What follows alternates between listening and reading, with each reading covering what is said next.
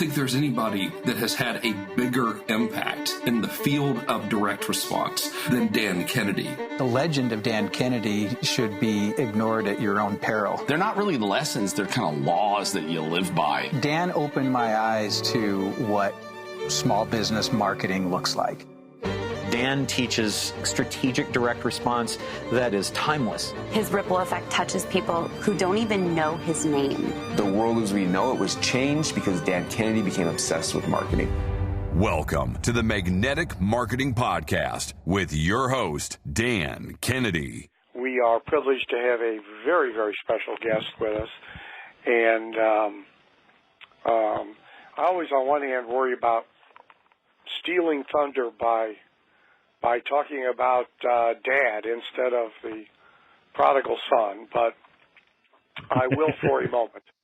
I hold in my hand my hardbound from 1984 edition of Secrets of Closing the Sale by Zig, and when I went and grabbed it off the bookshelf before the call, I quickly counted, and I have 36 yellow Post-it notes in it, two different kinds, so plunked there at two different times, and I'm hard-pressed to go 5 pages without a yellow, pink, or blue highlighter mark and or a margin note, because this is not a book I read.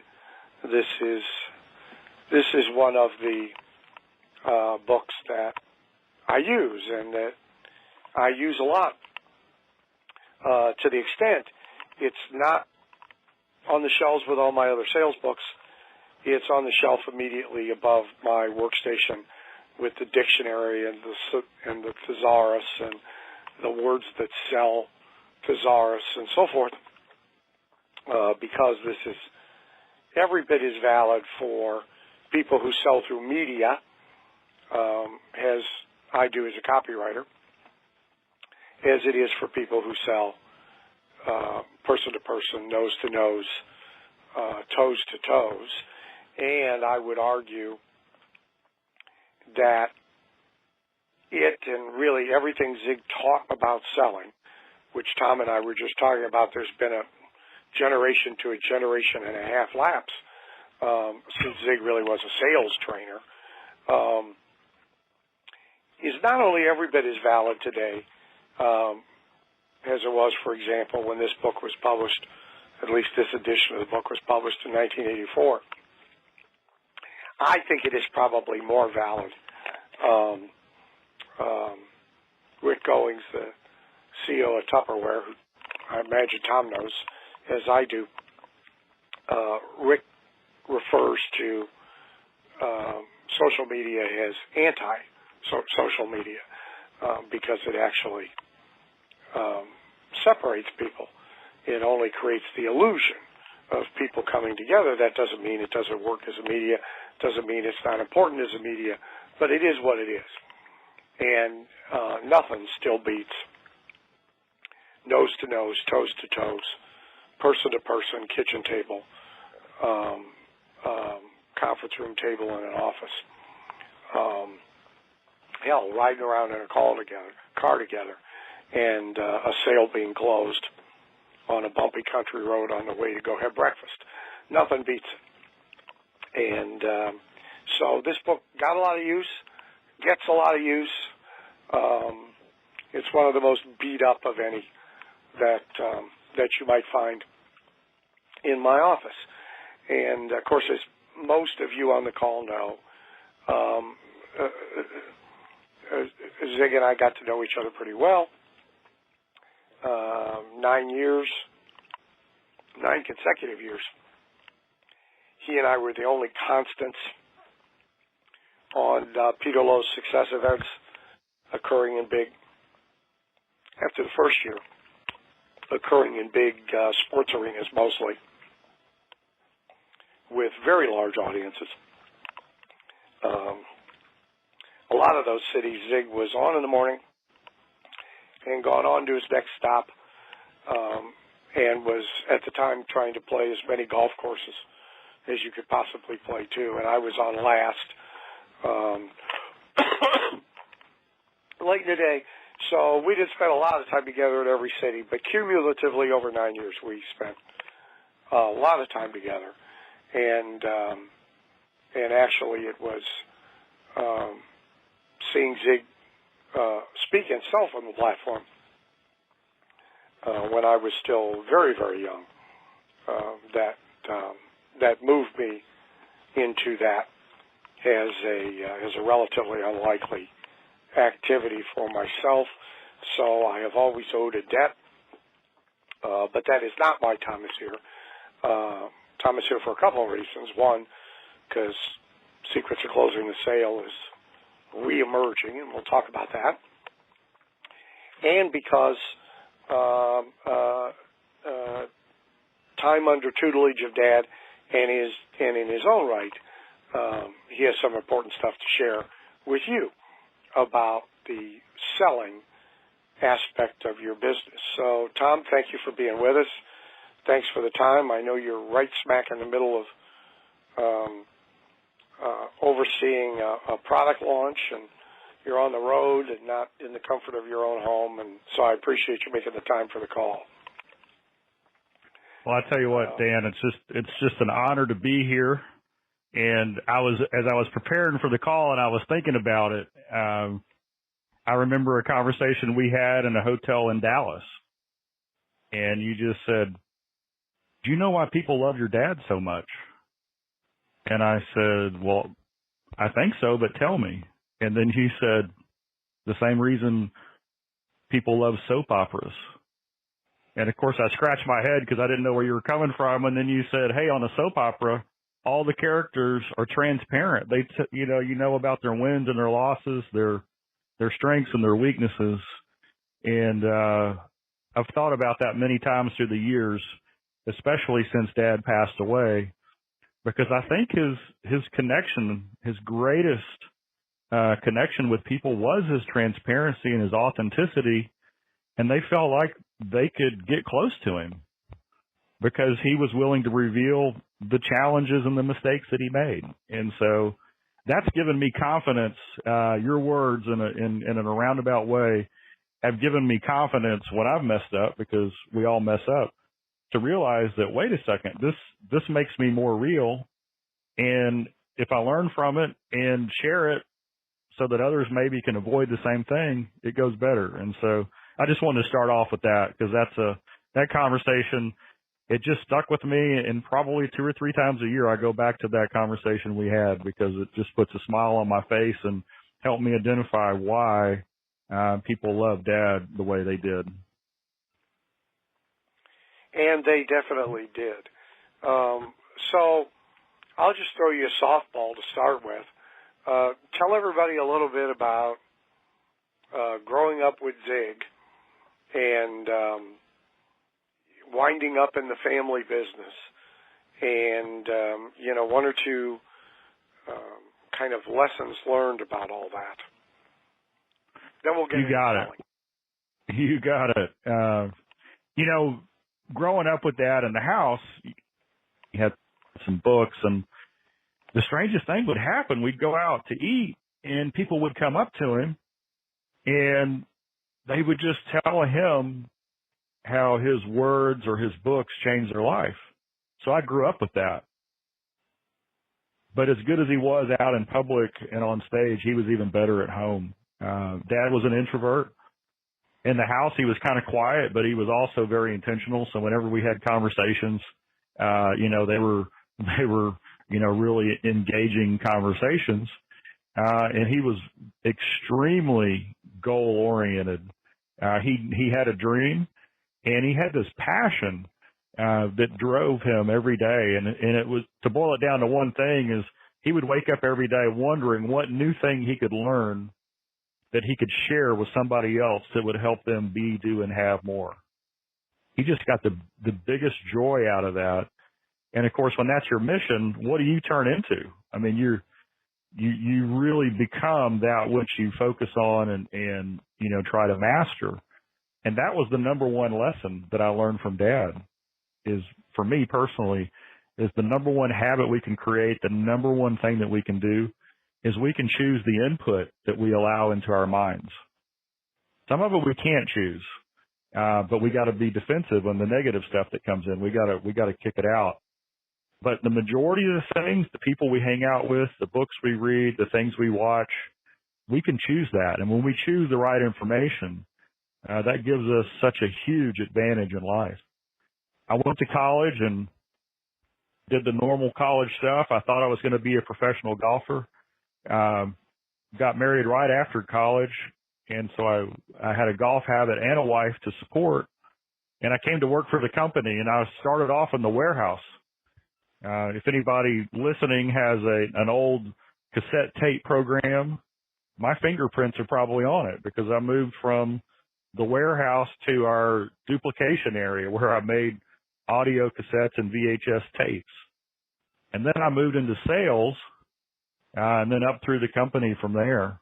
And it was, I had that epiphany, and I don't know if everybody gets this chance in life, but the epiphany that says, wow, this is what it's about. This is what I'm for.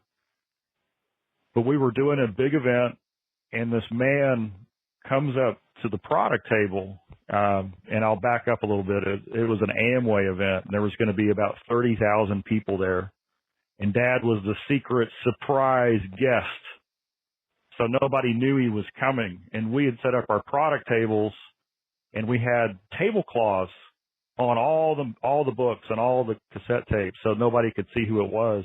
They opened the door, and the rush starts happening. The first guy in the door, he'd probably been waiting in line for 2 hours already. He looks over at the product table, and the tablecloth had kind of pulled itself back, and he could see the picture of Dad. So he comes over and he goes, "Is Mr. Ziglar going to be here?" And I looked at him and I said, "Yes, but don't tell anybody." And I covered the picture up so nobody would see. And then he said, "Well, is he going to sign autographs?"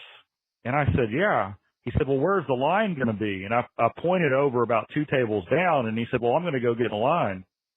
And I said, "Hey, wait a second. It's only 6 o'clock. He doesn't go on until midnight tonight. Nobody's even going to know there's a line until midnight." And the guy said, "That's okay. I'm going to go wait in line anyway." So 2 hours later, I couldn't believe he was still there. I went over and I said, "What's your story?" And he looked at me, and he had a broken accent. Turns out he was from Central America, and he'd moved to the U.S. a couple of years before, and he moved in with his brother in Chicago. And after he'd been there 3 weeks, he said to his brother, "I really need to learn English." And his brother handed him a book, and he said, "Here, translate this book from English into Spanish, and in the process, you will learn English, and it'll change your life." And so right there, in a line that nobody knew about, this guy starts crying about how the book, see you at the top, saved his marriage and helped him. He was an alcoholic. It helped him get his marriage back and get sober. And that's when I realized that, it's real important to sell. It's real important to do well in business. But if you can package it, if you can give that little bit of extra of just that foundational stuff. And my life changed that day. I realized we weren't in the book and tape business. We were in the life-changing business. And that kind of set it off. I ended up 23 years ago becoming the president, and I'm the CEO. And it's just been an amazing time. But I just go through the things in my life of what was going on, and that was the turning point. So to this day, I travel all over the world speaking, and it doesn't matter if I'm in Papua New Guinea or Poland or the U.S. When I walk into a room, it's with friends and family because they've been touched by Dad's message. And so I'll just conclude that little, who is Tom Ziglar? Tom Ziglar is probably the most blessed person you'll meet. Well, I was thrilled to hear that you were sort of reinvigorating the sales education side of the business. I think that developing good attitudes about and learning how to sell maybe changes as many lives as anything else. It certainly turns unconfident people into confident people, and unprosperous people into prosperous people. So let's talk a little bit about selling. And what do you think are sort of the most important eternal principles, and what do you think the modern media adaptations of them are all about? Okay, I'll share the most important principle to me, and when it comes to sales, and I learned it. I think God planned it this way. When I moved from doing the duplication of our cassette tapes and VHS into sales at our company, that was in the day when the phone would ring, and I was an inbound phone salesperson. They trained me for a week, and Dan, the first sales call I got, and I was scared because I'm young, I've never done sales before. The first sales call that I get, this man, and I'm talking to him, and I'm like 25, and this guy has got to be, old, mid-50s, maybe 60. And so I'm a young guy, and I'm scared, and this guy calls in, and he says, Tom, he goes, I'm glad I'm talking to you. I've got a real challenge. I need your help. My son-in-law and daughter are going through a really tough time. My son-in-law is a dentist. We love him. And they are in a huge financial crisis. They just bought their practice. He still has student loan debt, and they've got 3 kids under the age of 5. And their marriage, they're going to survive, but it's rocky right now. What programs do you have that I could buy my son-in-law and daughter that they could listen to that would help them? And so I made the classic sales default mistake. I started telling him a list of stuff. And about 20 seconds into it, he said, Tom, just stop. Here's my American Express card.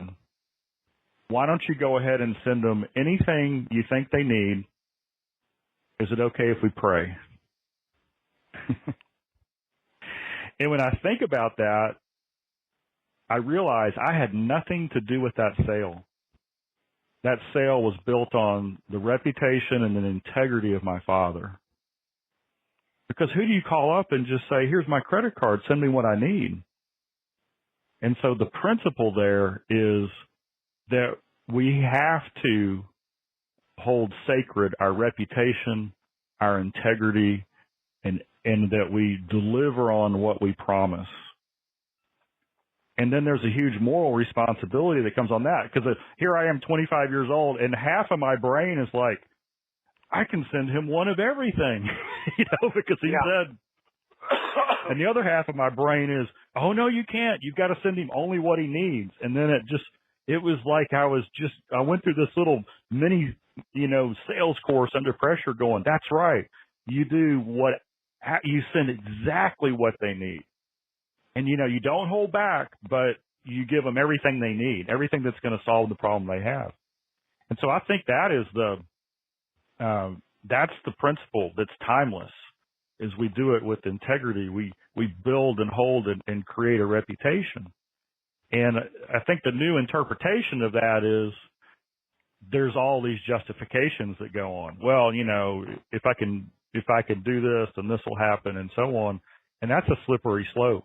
One of my friends and mentors is Seth Godin, and he was in our office, and we were talking about this, and he said that he focuses on the scalability of trust.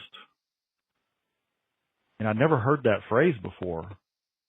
And so what he means is that in every interaction, whether he is writing his blog post or speaking or face-to-face with somebody, his goal is to scale trust, to build more trust. And then he probably read and listened to Secrets of Closing the Sale as much as anybody on the planet. And in the book, Secrets of Closing the Sale, Dad points out that there's 5 reasons that people don't buy. No need, no money, no want, no hurry, and no trust. And the biggest is no trust.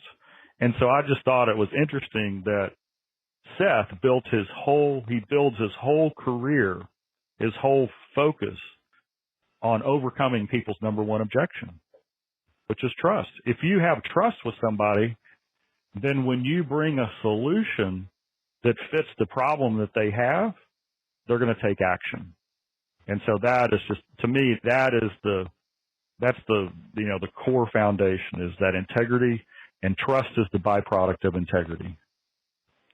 Well, there's a couple of things. One, from a marketing side, seamlessly integrated with selling, that we talk a lot about how everything that happens before the sale is at least as important, if not more important, than what happens during the sale.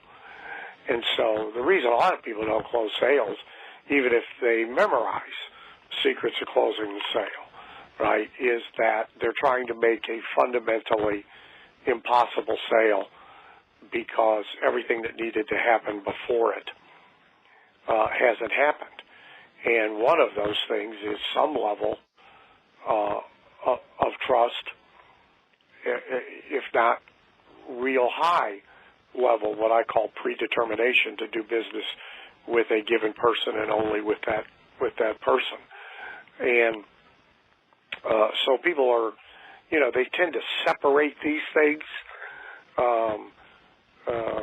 Advertising separated from marketing, marketing separated from selling, all of it separated from fundamental integrity, and make it all about the mechanics. And the mechanics matter, but I teach that the 2 most important things are who you are and who you are to the person who is going to be the buyer.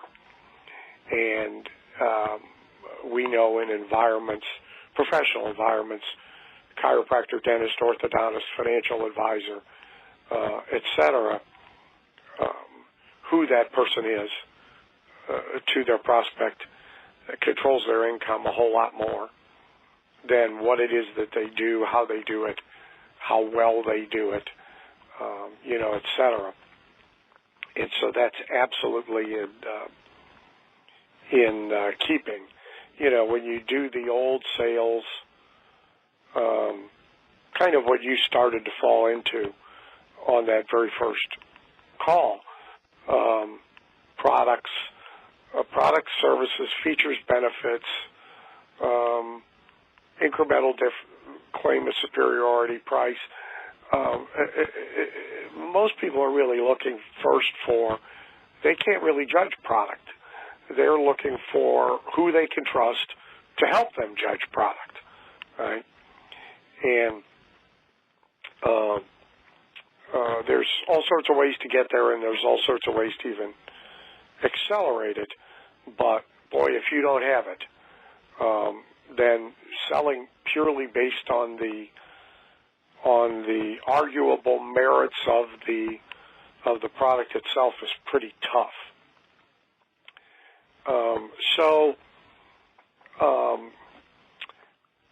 What are you teaching now that is exactly the same as Dad taught, and what are you teaching that's new? Well, we have a saying in our office. People will call in and they'll say, "What's new in sales?" And we'll say, "Do you want what's new or do you want what works?" Just because what's worked 20 years ago, 30 years ago, 50 years ago, it works today. You've got to build a relationship. You've got to build rapport. You've got to have that trust component. And it can't be just a conversation, right? There's got to be a specific plan and process that you walk through to uncover needs and understand what their desires and goals are to find out if what you're offering is a fit. And so what we're selling and doing now that we used to do, it's pretty much the same way. It's the same thing. It's the same principles. It's the same ideas. They're timeless. And it's interesting to me that there's, I don't know what I want to call it, a renaissance or a resurgence of this idea that what is old is new again. And the reason is I think, and you and I have talked about a little bit, you know, social media, the internet, the ability to create massive lists. And, you know, I'll just tell you, we have 4.5 million fans on Facebook. But I don't know the formula to convert that into customers whose lives are being changed. I mean, our whole goal in our Facebook strategy is simply to get them on our list so that we can then build a relationship. So the number of likes you have is not an indicator of success. The indicator of success is what type of relationship do the people that you're in contact on a regular basis with, how does that go? And so what that means is for the last 10 years, maybe a little bit longer, there's been this huge crutch. And that is, hey, you know what? I can just stay here and do these things. And you have the illusion of selling. You have the illusion of creating a tribe. And the reality is it's a component of what needs to be done today, but it is not the end all. And so what that means is when we go out in the world, the old fashioned, you know, gosh, how do I walk into a meeting and say hello and introduce myself and ask some really good questions to find out what they really need? That art or that skill or that science, it's rusty. It's not where it should be. And that's where we see the real need today. It's what we were teaching when Secrets of Closing the Sale first came out. But now it's almost like there's a generation of people who didn't even grow up in the environment where that happened. It just wasn't natural. And so we're bringing that back.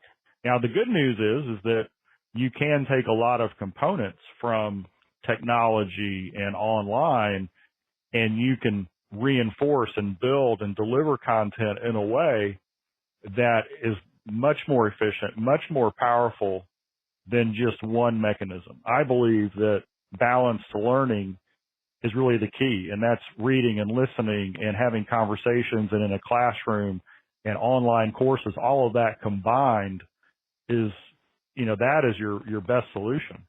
And different people learn in different ways. Go ahead. I don't want to miss a critical point that you made, and it's a right or downer for everybody on the call.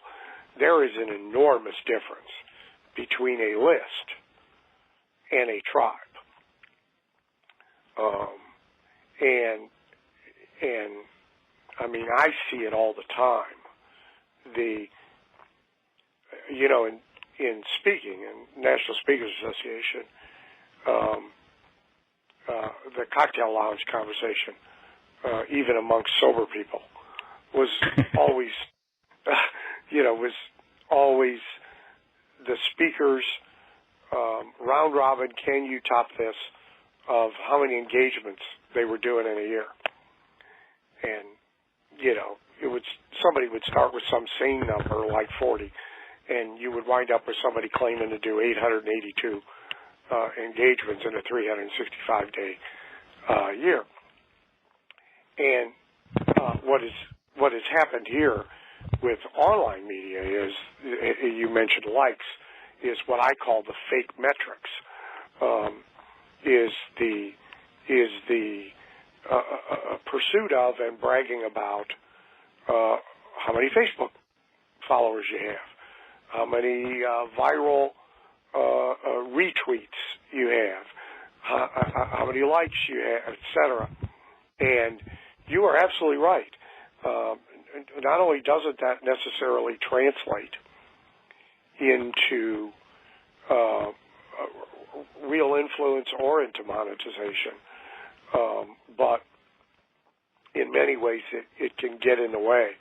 It can be a false a delusional security blanket that something is going on, that really isn't. People can use all that media to tell their story, but, how many people are interacting with you like the guy who was going to wait in line for 6 hours to tell you his story? And so, this media is really broadcast media. It's not, interactive and relationship media. And, I see people in comparable and competitive environments, and the guy with 3,000 people on a list, but they actually are also in a tribe. They are real followers. If it's somebody in our kind of business, they're real students. He will whip somebody with 500,000 on a list. That's all it is a list. And the real value dynamic, I think, is unchanged. It is relationship, and it is does that person feel that they're in a real relationship. And I think your other point is important too, is these are skills that have been allowed to atrophy with a lot of people. And if you're 40, 50, 60 and hiring, you are hiring people who have never been exposed to these skills. And for a time, we're led to believe that they weren't, that they were unimportant, that they were a historical footnote rather than a currently valuable and important thing. And so with them, you're starting kind of from scratch. A couple of years back, I sent all my clients, there was a big article about the trouble Wall Street companies were having trying to get their newest employees to make a phone call. They just wouldn't do it. And I hear the problem from clients all the time today. They don't want to get on the phone. They want to text. They want to email the proposal, et cetera. And this woman, it kind of goes all the way back. You'll remember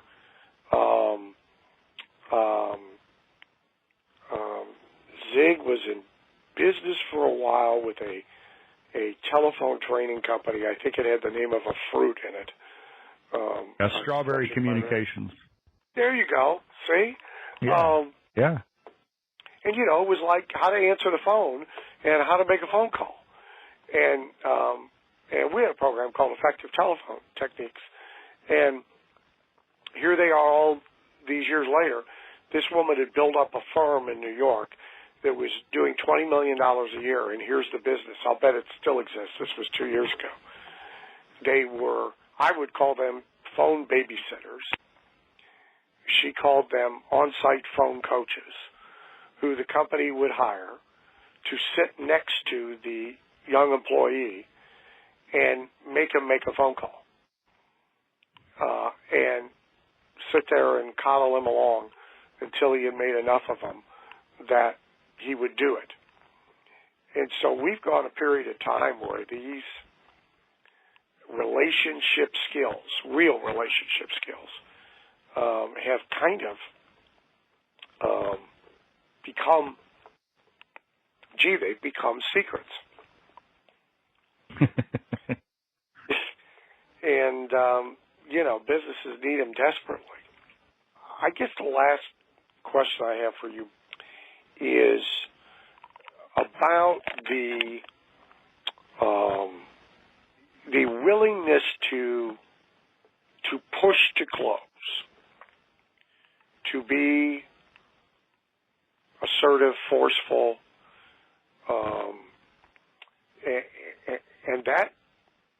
So a lot of people who only saw Zig in late years as the gentle, paternal, personal growth guy. may not even have, be really cognizant of this. But when I was first learning to sell, I mean, I got the thin-skinned, deaf to a no. I've got their pots and pans out in my car, and they've got my money in their kitchen drawer, and I'm here to make the exchange, and I'm not leaving until I do. I got that. Is what I got before anything else from my study of Zig. The permission slip, if you will, to, I would use the word aggressive, your dad probably wouldn't, but to aggressively, drag the guy across the line at the end. How do you balance that? What do you have to say about that against the whole issue of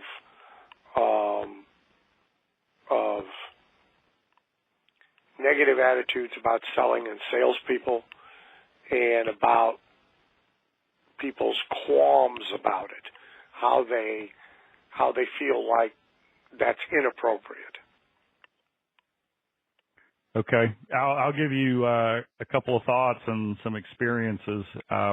First off, Dad said in the book, Secrets of Closing the Sale, he said selling is a transference of feeling. It starts with an absolute conviction that your product or service or solution is something that's going to benefit the person you're talking to. And if you know it is, then you have this conviction, and this, and they see it in you. They know that there is no doubt or holdback in what you are talking to them about. I remember one time we were doing an event, I think it was out in Phoenix, and Dad was selling his product package. And I'm sure, Dan, you heard him sell a few product packages along the way. Even though he was speaking on motivation, he would sell a package at the end. And at this particular event, it was our own event, and we were running the product table, and a couple of my team members came up and said, "Hey, we've got a couple of people we want to talk to you." And we had two people come up, and they said, we paid money for this ticket, and he's selling from the stage. We don't think that's right. And I was younger at that point, and I really hadn't dealt with that before. And I said, well, okay, what can I do to help? And I helped them, and they just really wanted to pass it on. So at the end of the day, we're riding back to the hotel, and I said, hey, Dad, we got 2 complaints today. And Dad he got a little sly grin, and he shook his head side to side, and he said, son, if we don't get at least 3 complaints, we haven't sold hard enough. And I took that in, and I'm like, really? Because the brainwashing is, don't offend anybody, don't sell too hard, don't do that. But then he looks at me and he goes, and he says, son, the reason I say that is because there's nothing in any one of my programs that I know that if they will apply, that it will change their life.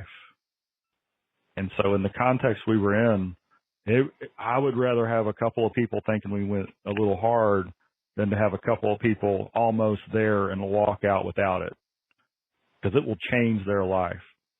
And so one of the kind of side hobbies I have is I study Hebrew, and there's 2 words in Hebrew for sale. One of them is just a transaction. It doesn't have much moral value at all. Just describes, the exchange. The other word for sell is a high moral word, because in Hebrew, the words have moral values to them. And this word is a very high moral value. And what it really means is this. It means that you look into the future of your prospect and you anticipate a pain or a problem that they're going to have, that they're going to experience. And what you're really doing is anticipating that pain that they're going to have in the future, and you're preventing that by selling to them. And so for those of us who are in the profession of sales, and I, even though I'm a CEO, I'm a salesperson first. when I wake up every morning and realize that I have a moral calling to help other people prevent pain in the future, that's pretty cool. And so where do you draw the line? It's when you look at your solution and say, is it 100% something I can stand behind with integrity? Does it solve that problem that I say it does? And when I can say yes to that, I build a relationship the right way. I sell with conviction. I let them know my feelings. I give them every reason. And then if they say no, that's okay. They're rejecting what I've offered them. They're not rejecting me. But I've given them every opportunity to get on board. So that's my take on it. I think I read something, Dad was a big believer in training, obviously our own, and when I went to others, and I went to the sales program, and they did this study on the top 5% of salespeople. And they boiled it down to this one thing. The top 5% in any industry do the same thing, and that is this. They make more presentations to qualified prospects. That's it. And then they defined what a presentation is, and then they defined what a qualified prospect is. And I never forgot that, because a presentation has relationship in it, it has rapport, it has understanding the need, it has overcoming objections, it has the close, it has all those things in it.